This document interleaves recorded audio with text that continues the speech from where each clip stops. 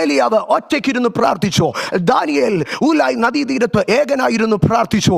യാക്കോബ് യബ്ബോക്കിന്റെ കടവിൽ ഒറ്റയ്ക്കിരുന്നു പ്രാർത്ഥിച്ചു. അബ്രഹാം പിളർന്ന യാഗമൃഗങ്ങളുടെ അരികത്ത് ഒറ്റയ്ക്കിരുന്നു.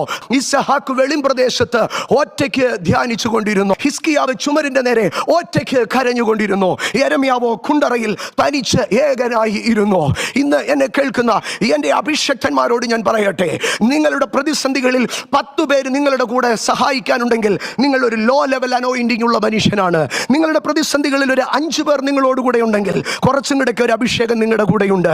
നിങ്ങളുടെ പ്രതിസന്ധികളിൽ കൂടെ നിൽക്കാൻ 2 പേരുണ്ടെങ്കിൽ ഒരു നോർമൽ അനോയിന്റിംഗ് നിങ്ങൾക്കുണ്ട്. പക്ഷേ നിങ്ങളുടെ പ്രതിസന്ധികളിൽ നിങ്ങൾ ഒറ്റയ്ക്കാണെങ്കിൽ there is a high calling upon you, there is a super anointing upon you, there is a supernatural anointing upon you. ഇന്ന് പകൽക്കാലം പ്രതികൂലങ്ങളിൽ നീ ഒറ്റയ്ക്കാണെങ്കിൽ ദൈവത്തിന്റെ അസാധാരണ അഭിഷേകം നിനക്കുണ്ട്.